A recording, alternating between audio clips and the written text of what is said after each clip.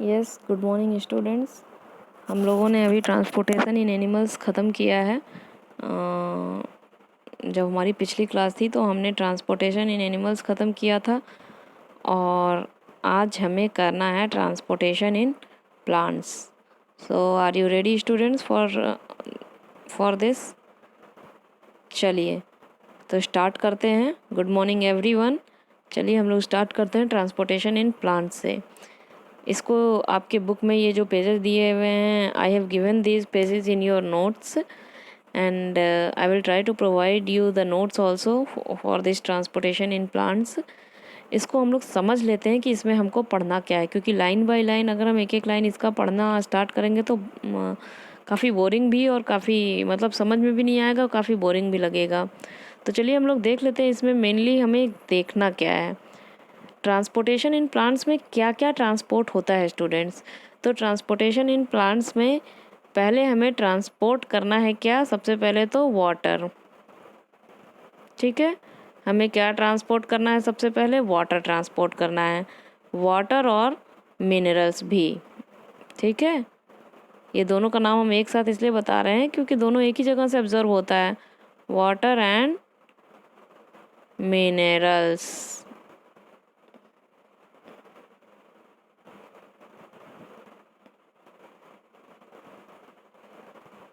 ठीक है, तो ये हमको ट्रांसपोर्ट करना है, वाटर भी और मिनरल्स भी। ठीक है, दूसरी चीज़ जो हमें ट्रांसपोर्ट करनी है दैट इज़ फूड, या आप उसको कह सकते हैं न्यूट्रिएंट्स। ठीक है, ये भी एक चीज़ हमें ट्रांसपोर्ट करनी है। तो वाटर एंड मिनरल्स और फूड, ये और वेस्ट मटेरियल जो है वो भी ट्रांसपोर्ट होता है। उसे भी हमें यहाँ नहीं पढ़ना है, हमें मेनली पढ़ना है कि वाटर और मिनरल्स कैसे ट्रांसपोर्ट होता है और फूड कैसे ट्रांसपोर्ट होता है। Right students? तो देखिए हम लोग इसको पढ़ेंगे कि कैसे कैसे ये ट्रांसपोर्ट होता है।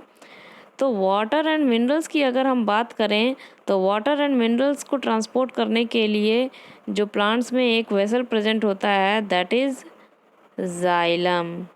ये आप पढ़ चुके हैं स्टूडेंट्स क्लास 9th में। ठीक है, जाइलम जो है ये ट्रांसपोर्ट करता है वाटर को भी और मिनरल्स को भी। दोनों याद रखिए, W और उसका उल्टा कर दिया तो M। ठीक है, तो वाटर और मिनरल्स को ट्रांसपोर्ट करने के लिए जो प्रेजेंट है दैट इज़ जाइलम, एक कंडक्टिंग वेसल है। और दूसरा जो है फूड को ट्रांसपोर्ट करने के लिए जो प्रेजेंट है दैट इज़ फ्लोएम। ठीक है स्टूडेंट्स, फूड को कौन ट्रांसपोर्ट करेगा? फ्लोएम। फूड को ट्रांसपोर्ट करने के लिए ये ट्रांसपोर्ट करता है फूड को।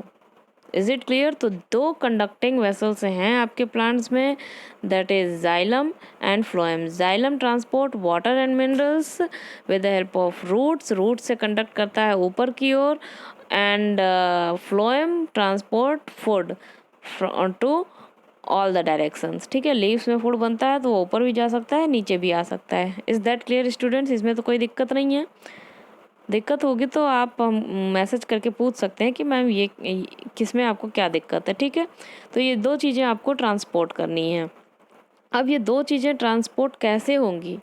ठीक है, तो पहले हम पढ़ते हैं कि रूट के थ्रू जो ये वाटर और मिनरल ट्रांसपोर्ट हो रहा है, जिसको ट्रांसपोर्ट करने के लिए आपका जो है कंडक्टिंग वेसल जाइलम है, वो कैसे ट्रांसपोर्ट होता है। तो देखिए स्टूडेंट्स, रूट के थ्रू ट्रांसपोर्ट होने का दो तरीका है। एक तरीका है, पहला तरीका है रूट प्रेशर। पहला क्या तरीका है? Root pressure. रूट जो है एक प्रेशर ग्रेडियंट क्रिएट करता है जिसकी वजह से वाटर अब्जॉर्ब होता है और ट्रांसपोर्ट होता है ऊपर की ओर। ठीक है, दूसरा जो तरीका है वो आप बचपन से पढ़ रहे हैं, दैट इज ट्रांसपीरेशन। ये आप बचपन से पढ़ रहे हैं कि ट्रांसपीरेशन क्या चीज़ है और प्लांट्स में ट्रांसपीरेशन होता है, क्यों होता है। लेकिन आपको इससे ये रिलेट नहीं पता था कि वाटर के ट्रांसपोर्टेशन की वजह से भी ट्रांसपीरेशन होता है, मतलब वाटर का ट्रांसपोर्टेशन हो सके पूरा ऊपर तक, इसकी वजह से भी ट्रांसपीरेशन बहुत इंपॉर्टेंट है। ये तो आपको पता है कि loss of water from the upper surface of the body to maintain the temperature of the plants. Plants के टेम्परेचर को मेंटेन करने के लिए ट्रांसपिरेशन होता है, लेकिन मेंटेन कैसे होगा टेम्परेचर? जब वाटर ऊपर की ओर जाएगा, वाटर ही तो मेंटेन करेगा। तो ये दो बहुत इम्पॉर्टेंट प्रोसेस हैं for the transportation of water and minerals from roots to upper part of the body. Is that clear students? चलिए